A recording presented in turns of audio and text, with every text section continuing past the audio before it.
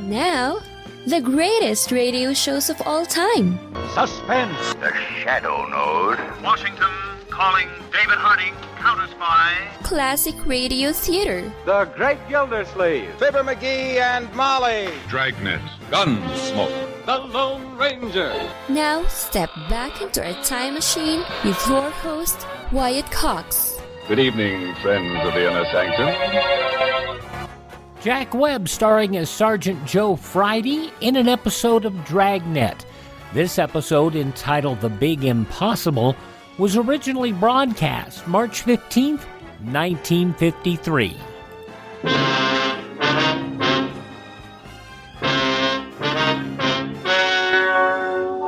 Ladies and gentlemen, the story you are about to hear is true. The names have been changed to protect the innocent.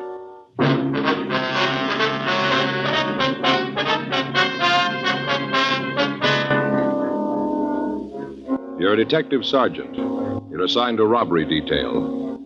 A hold-up man has been hitting large supermarkets in your city. He's fast and is experienced. Your job? Get him.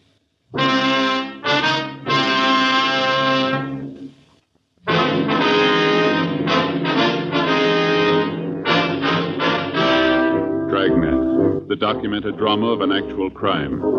For the next 30 minutes, in cooperation with the Los Angeles Police Department, you will travel step by step on the side of the law through an actual case transcribed from official police files. From beginning to end, from crime to punishment, Dragnet is the story of your police force in action. It was Monday, July 7th. It was warm in Los Angeles. We were working the day watch out of robbery detail. My partner's Frank Smith. The boss is Captain Didion. My name's Friday. We were on the way out from the office, and it was 10:22 a.m. when we got to the corner of 67th Street and Jefferson Boulevard, Lamont Brothers Market. Oh, I guess I should have been scared the way they came in with those guns, but I wasn't. That one came back into the office and said he wanted the money. I gave it to him. I wasn't going to mess with him. Mr. Haskins? Yes, I'm Haskins. Who are you? Police officer, sir. My name's Friday. This is my partner, Frank Smith. Friday and Smith. Oh, yeah. You're the fellows that was talking about, huh? Sir? Well, the other ones, the cops in the car. They said there'd be a couple of detectives here. Have you seen the other cops yet? Yes, sir. We talked to them. They've already put out a call. Wonder if we get some information from you. Sure. You want to come back here to the office? Yes, sir. Back this way. We can talk there.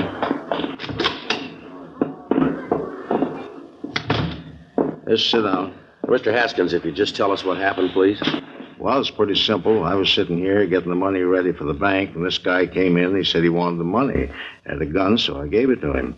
That's it. None more. He just took the money and left. Mm-hmm. What time was it, sir? Oh, around 8:30, 8:45. How many men were there, sir? Well, there was two. Two is all I saw. I don't think there was any more of them. All right, sir. If you could just tell us exactly what happened. Well, I told you they came in. They took the money. I know, sir, but if you'd go into more detail. Well, I came in about 7:30 this morning, like always. Checked things over the store to make sure that everything was okay. Then I started checking out the week's receipts. Uh-huh. Well, then, like I said, it must have been 8:45 or so, and heard this knock on the door. Thought there must be something wrong. The employees know not to bother me when I'm making up the deposit slips. Yes, sir. That's when I knew that something was wrong. Right away, I said to myself, Larry, there's something up. Something isn't good. Yes, sir. Well, it was right. Went over to the door and unlocked it. There he was, this big fellow, stood there with a gun. The way his eyes lit up when he saw all that money laying on the desk. You got any idea of how much money was taken, sir? Well, it was about 6,000 cash. I guess another 1,500 in checks, more or less. Uh-huh. I wonder if you'd give us a description of this man, could you? Well, like I said, he was a big one, real mountain of a man, well over 6 feet. Had this gun, you know. Uh-huh. He stood there and said, this is the stick-up. I want that money. And he pointed at the money with his gun. Oh, what kind of a gun was it? Could you tell? That's a great question. Of course I could tell. He had right under my nose. Shotgun, sawed off. Had the stock cut down, too. Looked like a horse pistol. The way he handles that thing, I wasn't going to mess with him. Uh-huh. I told him, take the money, take it and get out, not to shoot that thing off. He did. Walked right over to the desk and scooped up the money. He had a paper bag. He put it down by the table and he scooped the money into it. Then he said to me to stay put, not to try to yell or be brave. Didn't have to tell me that. I wouldn't have tried anything. You said there was another man, is that right? Yes, I saw him when he left. He's a little fellow. Mm-hmm. About how tall, would you say? Well, it'd be kind of hard to tell. I didn't get very close to him. Well, was he armed, too? Yeah, he was carrying a revolver. They drive a car, would you know? Well, if they did, I didn't see it. You went out after them then? I should say not. With that one fellow waved that gun around, I stayed right here. He said to stay put, and that's just what I did. What'd this big man look like? Oh, a real mountain. He was 6'2" anyway. He must have weighed in at about 215. Mm-hmm. How about his coloring? It was dark. He had black hair. His eyes were dark. Not a brown. It was almost black. Real dark. Mm-hmm. And when he spoke, did he have an accent, anything like that you might have noticed? No, I don't think so. At least there was one. I didn't notice it. Mm-mm. Did he have any scars or marks? What? Any scars or marks? Anything that might make it easier for us to identify him? Yes, there was a little scar right here. Right over the bridge of his nose. Across here. How about his clothes? What was he wearing? Had a brown hat on, a brown jacket. Short kind of what you'd call that real slick material, you know. Satin, like bowling teams wear. Yes, sir. Had on a pair of brown pants, brown shoes. How was the other one dressed? I couldn't tell you for sure. Like I said, I only saw him for a minute when I opened the door. He was out there telling the people to just mind their own business, do that, and they wouldn't get hurt. I didn't get a good look at him, but that big one, he was a real mountain. Do you usually have this much money around in the store? No, not usually. See, this was a long weekend. You know, the 4th was Friday, and whenever we have a long weekend, we usually have $10,000 or $12,000 in cash here. That's where the guys really goofed. Sir? Really missed the boat. You know, if they'd known what they were doing, they'd have gotten a lot more. Well, how's that, sir? The safe out in front. Another $7,000 out there. Guys missed it completely. Yes, sir. Yeah, sure hope they don't come back for it.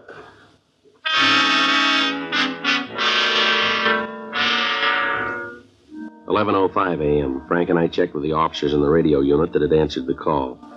They'd gotten out a broadcast on the bandits and then started a canvass of the neighborhood, but they didn't find anyone who could give them any information.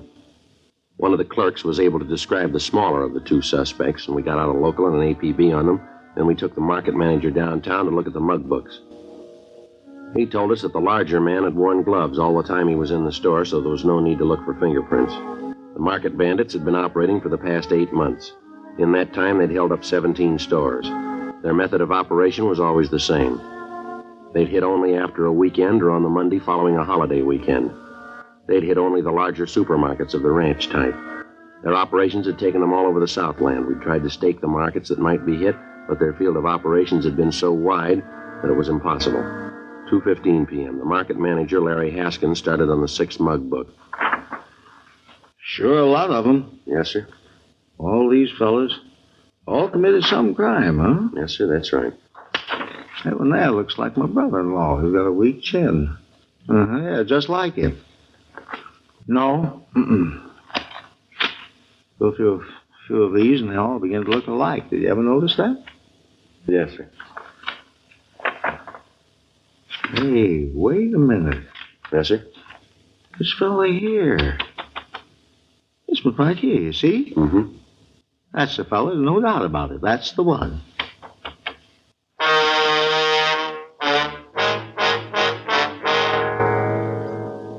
The market manager had identified Bernard R. Hanson as one of the holdup men.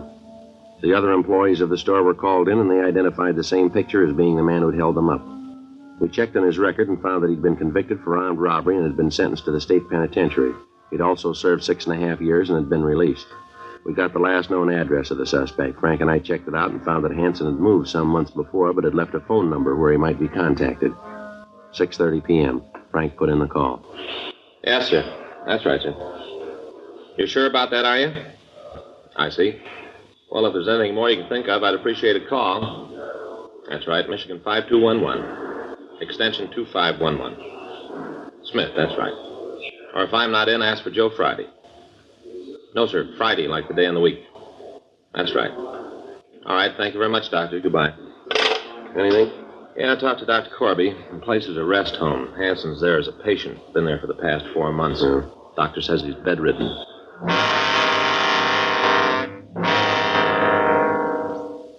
We checked on the rest home. It was a private sanitarium in the valley. We got in touch with the medical authorities and found that the head of the hospital was listed as Dr. James Corby.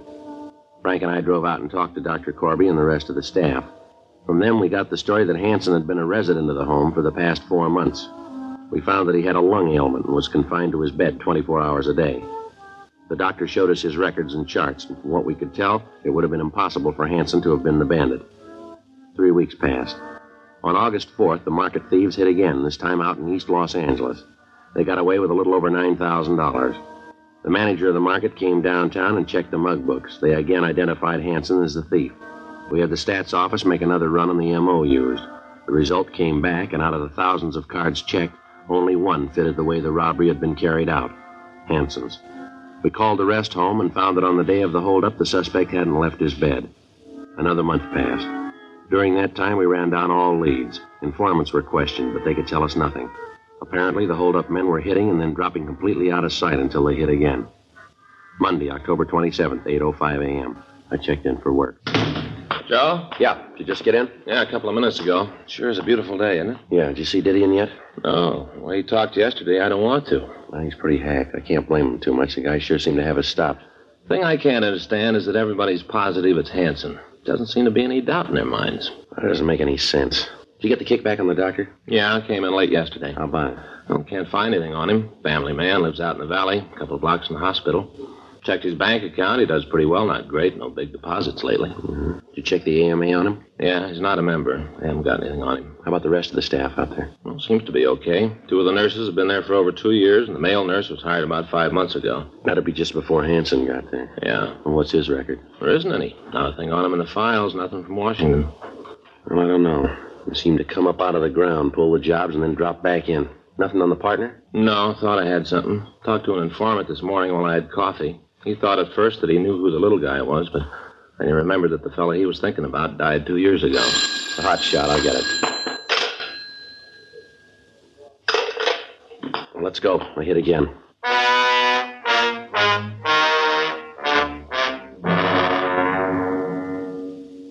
At 8:01 a.m. that morning, a pair of hold-up men had walked into a market out on Adams Boulevard and robbed the place of a little under $11,000. The manager gave us a description of the hold-up men. One was large, dark, and had a small scar over the bridge of his nose.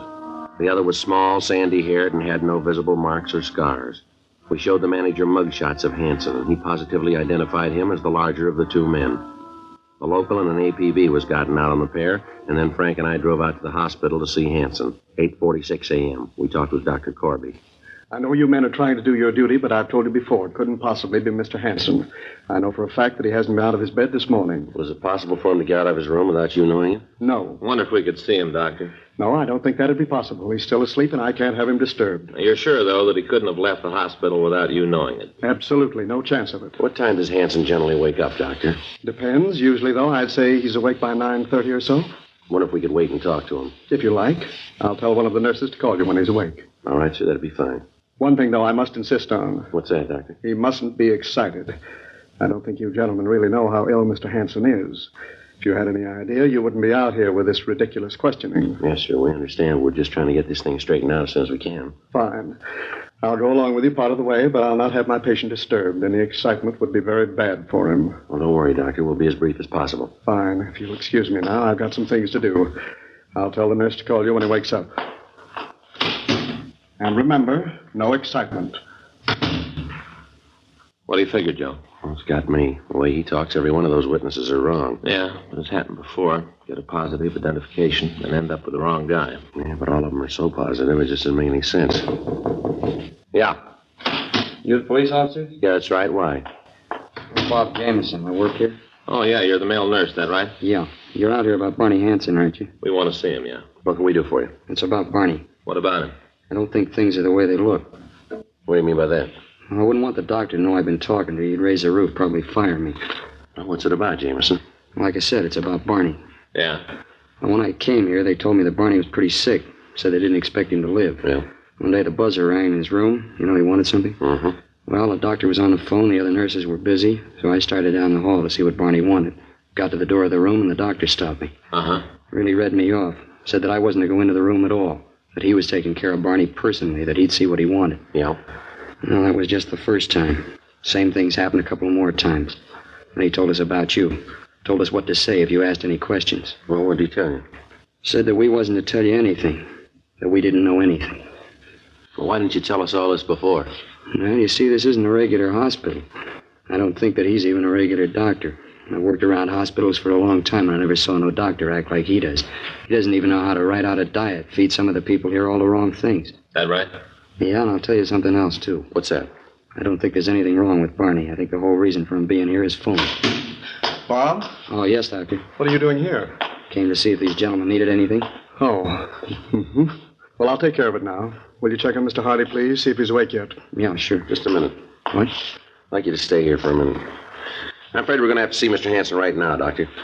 I'm afraid that's impossible. I told you before, I'm not going to have him disturbed. I'm afraid we're going to have to disturb him. Won't take very long. Jameson, where's his room? Oh, I'll show you. It's down this way. I'm going to speak to your superiors about this, coming into a hospital and disturbing patients. I'm sure the fact that you're officers doesn't give you the right to do this. This is his room. You want to open the door?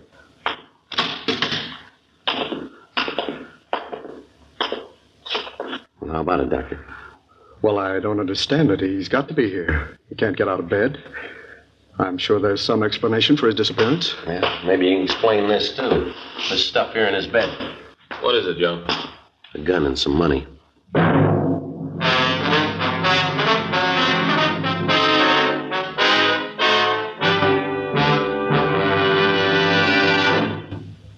You are listening to Dragnet, the authentic story of your police force in action. Just who's zooming who? Dragnet, March 15th, 1953 on Classic Radio Theater with Wyatt Cox.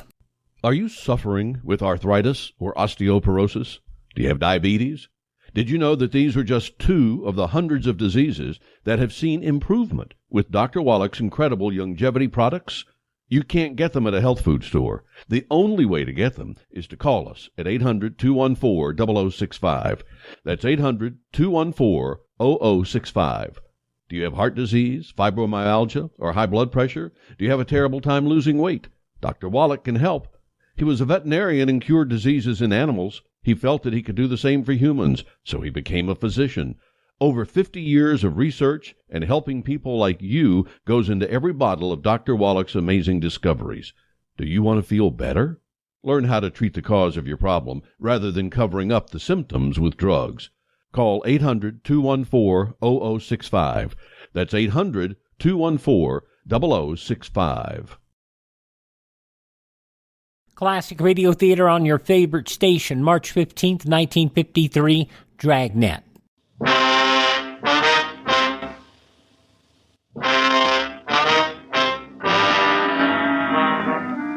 9:30 a.m. We called the office, and 2 more teams of men came out to help us search the place.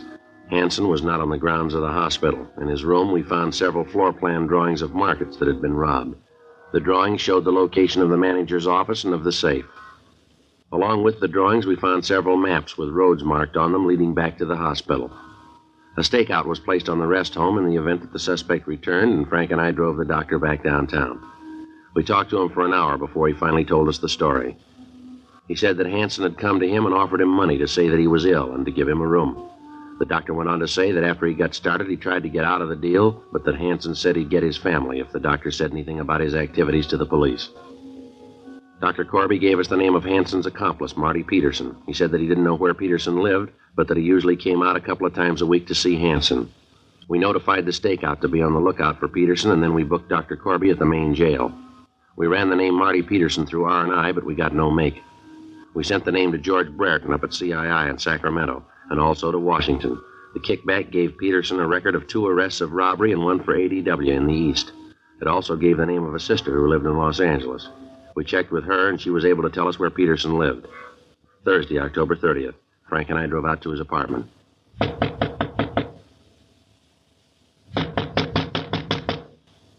Who is it? The manager. Just a minute.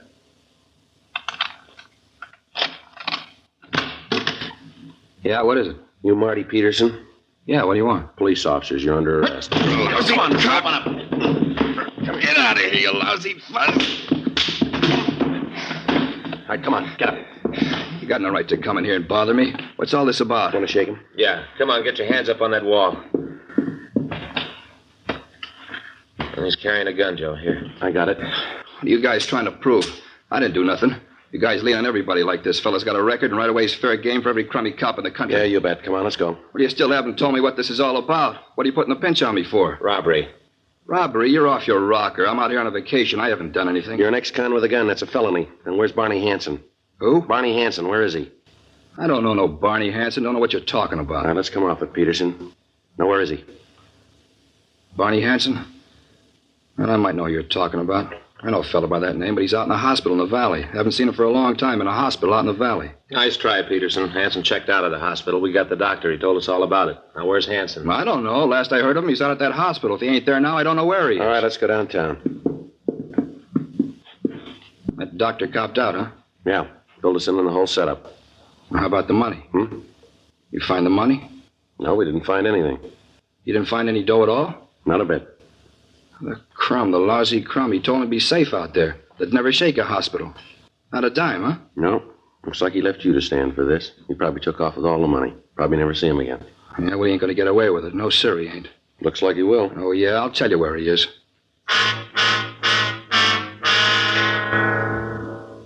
Well, for someone who was supposed to be so sick, he sure is getting around, isn't he? March 15th, 1953, Dragnet on Classic Radio Theater with Wyatt Cox. We'll have the conclusion of Dragnet along with another episode of the soap opera Claudia following these important words from your favorite station. We hope you'll thank them and support these advertisers you're about to hear. Won't you do that for me? Are you in bad pain? You know what I mean.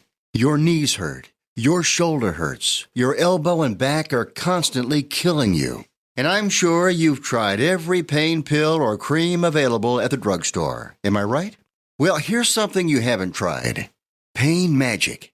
Pain Magic is not available at any drugstore. The only place you can get it is by calling the special toll-free number I'm about to give you. And to make things even better, call right now and find out about our buy one, get one free offer.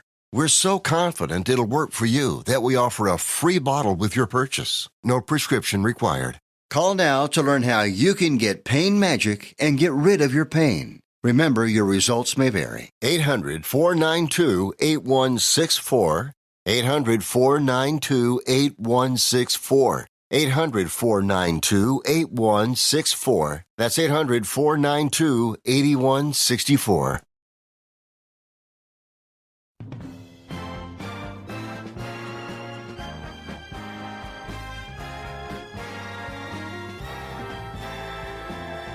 Now on Classic Radio Theater with Wyatt Cox, the conclusion of Dragnet, The Big Impossible, from March 15th, 1953.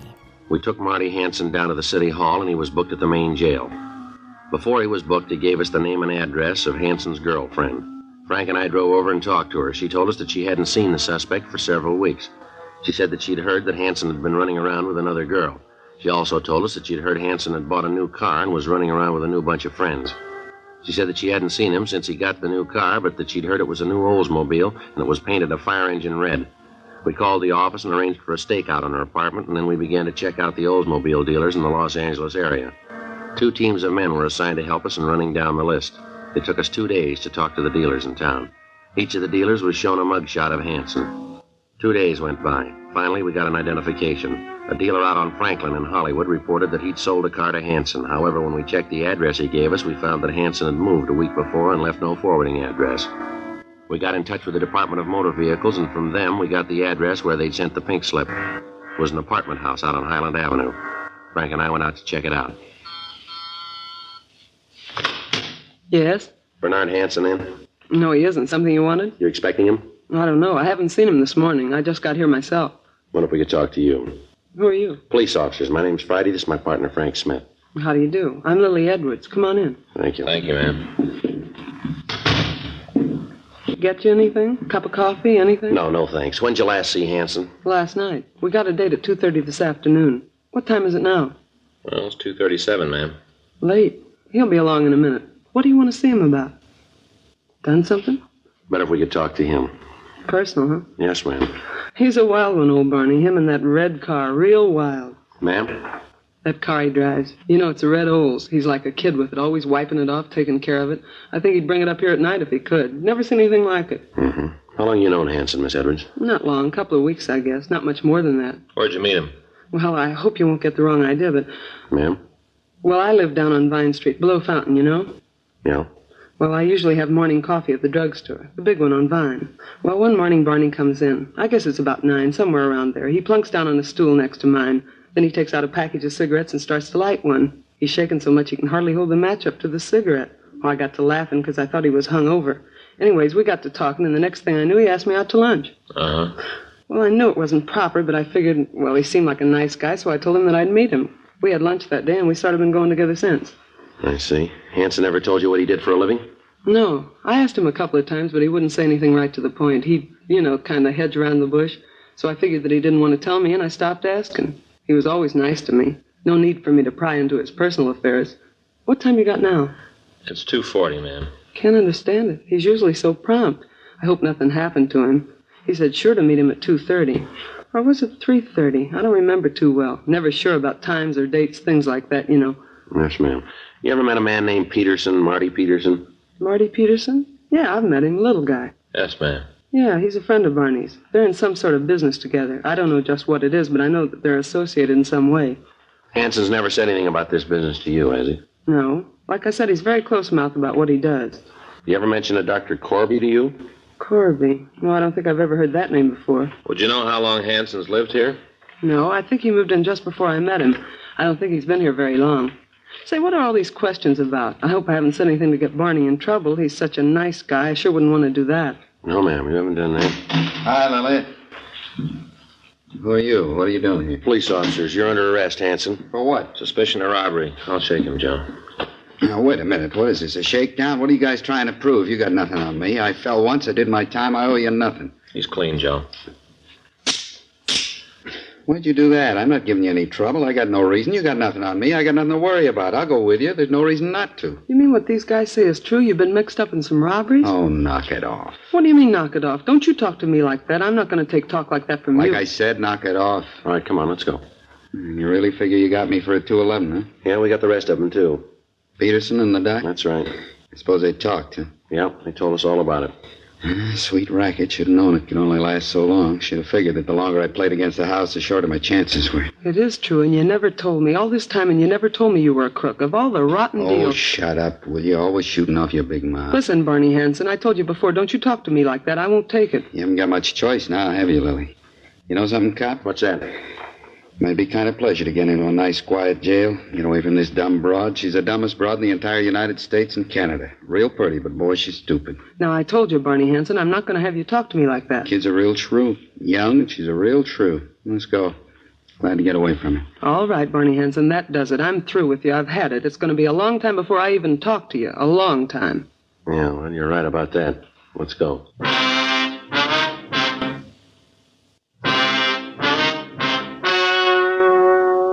The story you have just heard was true. The names were changed to protect the innocent. On February 4th, trial was held in Department 89, Superior Court of the State of California, in and for the County of Los Angeles. Bernard R. Hanson and Martin S. Peterson were tried and convicted of robbery in the first degree. They were filed on for 10 counts and received sentences as prescribed by law.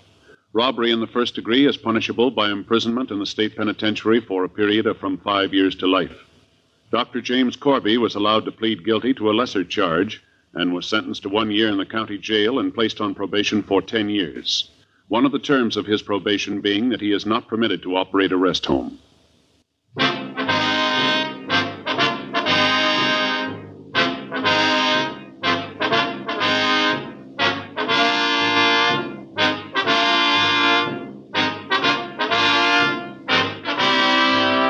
You have just heard Dragnet, a series of authentic cases from official files. Technical advice comes from the Office of Chief of Police W.H. Parker, Los Angeles Police Department. Technical advisors Captain Jack Donahoe, Sergeant Marty Wynn, Sergeant Vance Brasher.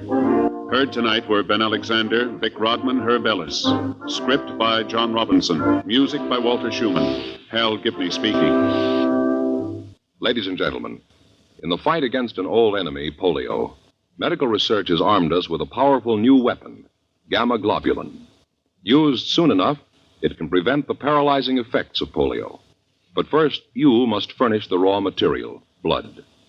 Doctors urgently need your donation of blood to make gamma globulin. So call the Red Cross. Please don't put it off. It's too important. Call the Red Cross tomorrow and make an appointment to give blood. March 15th, 1953, Dragnet on Classic Radio Theater with Wyatt Cox. No offense, but are you a little fat when you look in the mirror? How would you like to learn the secrets to lose 3 to 5 pounds a week easily without joining the gym or going through any crazy diets? It's called Body Sculpt by Med Diet. For the last 2 decades, we've been helping people just like you that have pounds they want to shed. We've helped millions of people lose thousands and thousands of pounds over the years. And now it's your turn. Learn the secrets of how to lose weight with one simple phone call. You'll see an amazing difference in a matter of days. Don't believe us? We'll offer you a money-back guarantee. If you're ready to start losing weight right now, call right now to learn more about your risk-free order to Body Sculpt. Call for your risk-free offer. 800-738-5332. 800-738-5332. 800-738-5332. That's 800-738-5332. Now on Classic Radio Theater with Wyatt Cox, an episode of the soap opera Claudia, March 15th, 1948. Your Coca-Cola bottler presents Claudia, based on the play and novels by Rose Franken. Brought to you, transcribed, Monday through Friday, by your friendly neighbor who bottles Coca-Cola. Relax, and while you're listening, refresh yourself. Have a Coke. And now, Claudia.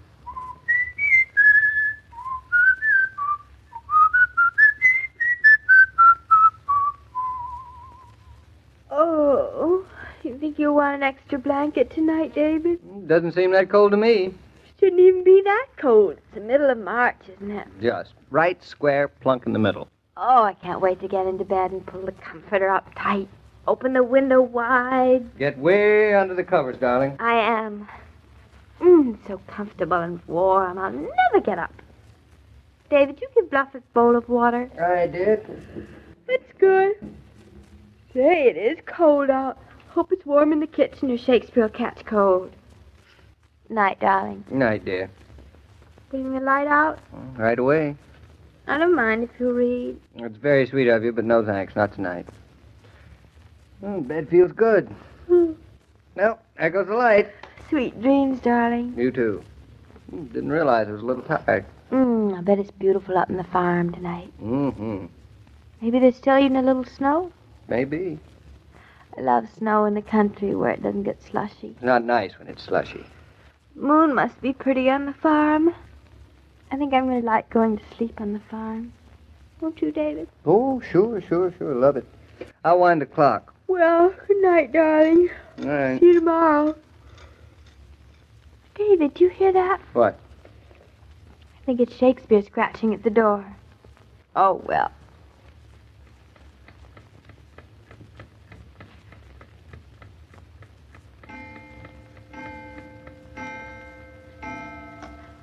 David! Darling, do you hear that? It's Shakespeare scratching at the door, I'm sure it is. David, you want me to get up and see? Oh. You're right, I won't bother. All right, darling, go back to sleep. I guess Shakespeare felt lonesome out there and he wanted to be in here with us. I don't blame him. Or maybe it was my imagination. I thought I heard him before, too, but I guess I didn't. Are you asleep, darling? Sound. Oh, then I won't wake you. Good. I'm not the least bit sleepy anymore, not the least bit. It's funny, why do you suppose? David, why do you suppose I'm not sleepy? Maybe it's because I'm hungry. Do you think I'm hungry? I'm not sure I'm hungry, but I think I'd like something to eat. David, you're not really asleep. You're just pretending, I know. You're not fooling me. You're not asleep because I can hear you breathe. All right, go on, ignore me. I'm getting up. I've just decided I'm starving. Oh, no. Oh, here are my slippers. Oh, my bathrobe. Here we are. Well, David, goodbye. Sweet dreams. Light?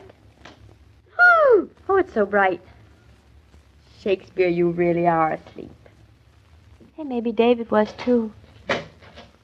Oh, Oh, I hope we have something good in the icebox. I'm getting hungrier every minute. Good eating, Mrs. Norton? David, you are awake. I find that in the midst of tumult and confusion, excursion and alarm, I tend to wake up. How nice of you to come in. I simply hate eating alone. How does that cheese look to you? Terrible. Really? That's how it's supposed to look. I don't think it's cheese I want, though. That's a relief. You want a little cold chicken? I do not. White's nice and white. I'll put it out on the table. Maybe I'll have a little wing or something. Oh, I feel so wonderful and so wide awake. Must be early because I'm always sleepy when it's late. You look sleepy. At least your hair does. It does. I must look a mess. Your hair looks sleepy, too. Oh, we've half a grapefruit. That looks wonderful, doesn't it? I'll put it on the table, too. Well, Mrs. Norton, good appetite to you. Hey, David, where are you going? Back to bed. Oh, you can't. It's so much nicer together. Oh, all right, darling. Eat up. I'm sleepy. Here's some peanut butter. I wonder if what I really want is a peanut butter and jelly sandwich. Darling, why don't you just get in the ice box? It might be easier. It's funny, but I just can't seem to make up my mind. You know, everything looks different in the middle of the night. I know I want something. Maybe I can help. How about pickle? Nope. Glass of tomato juice. Nope. A lovely bacon and lettuce sandwich with mayonnaise all over it. Huh? Nope. No? Oh, David, if only you could find what it is I have a yen for. Let me see. An olive. I don't... Nope. A glass of water. No, of course not. A glass of what? Glass of water. It's not a bad idea. A glass of anticlimax. Coming up. I'll get it. David, tell me about a mortgage. Now? What better time? Any time is better than now. I don't see why you won't ever tell me. You've been putting it off for months and months and months. Darling, I'll tell you about a mortgage when the baby's born. That'll be my present. I don't want to wait that long. David, if I'm going to live under a roof with a mortgage on it, the least I can do is to know what's hanging over my head. Darling, did you wake me up for this? Last thing I remember, you were sleepy. Look, it's late. It's early. And no one's going to interrupt us. This is a perfect time.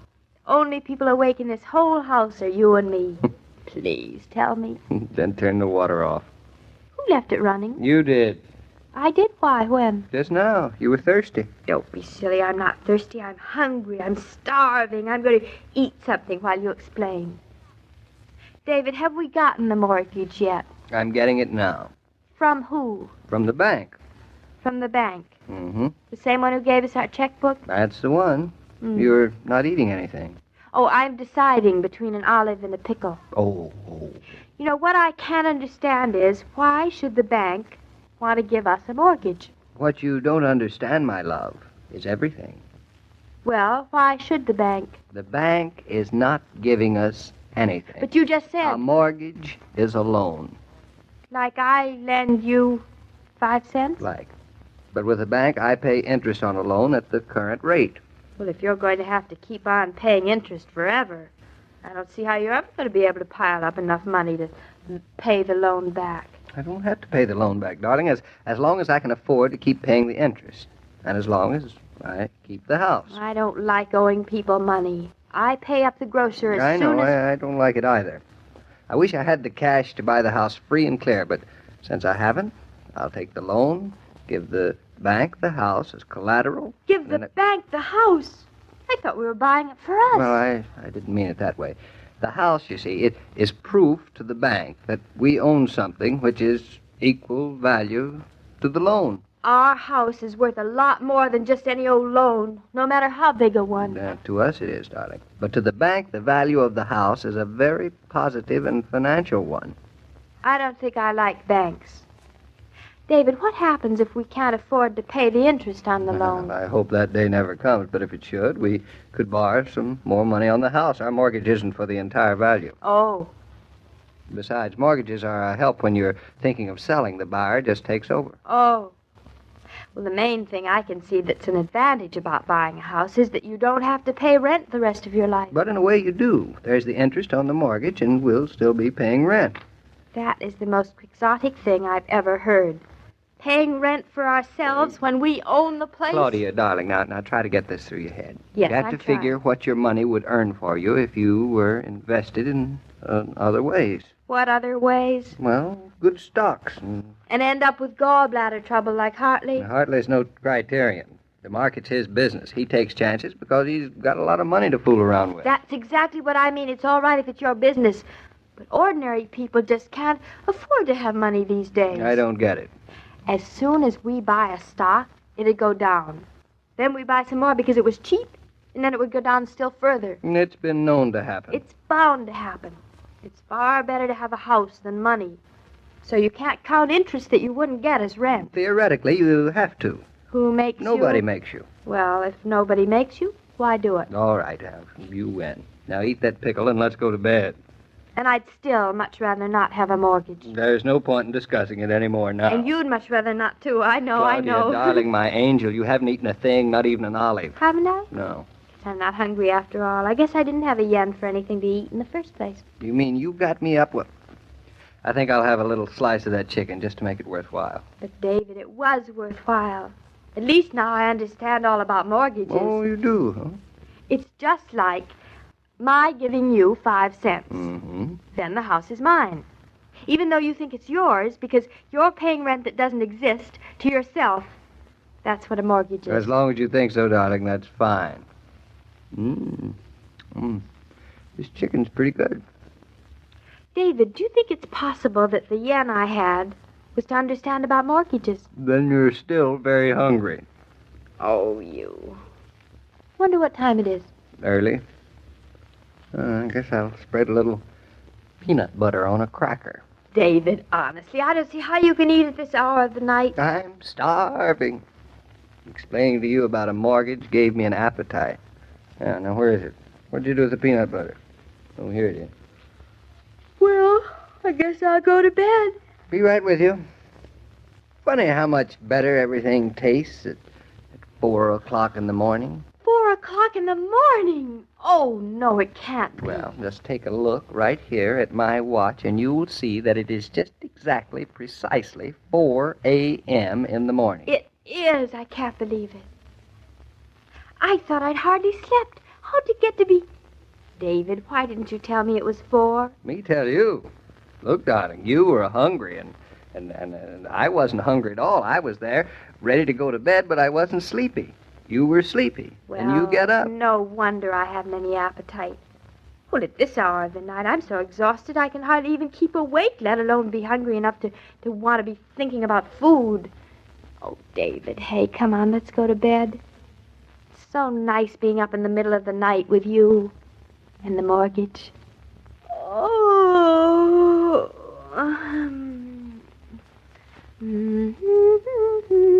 Dum dum da dum dum. Bum bum bum ba ba bum bum bum ba ba bum bum.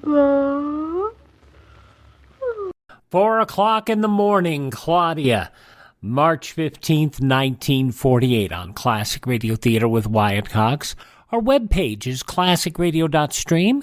There you can learn more about classic radio collecting. You can contact me there. You can also hear our shows on demand at classicradio.stream, plus also at iHeartRadio, Spotify, Spreaker, TuneIn, Apple Podcasts, Google Podcast, or Amazon by searching Classic Radio Theater with Wyatt Cox. Thank you so much for tuning in. Please thank this station, support their advertisers, and tell your friends the great radio shows are right here at this spot on the dial. Classic Radio Theater with Wyatt Cox on your favorite radio station.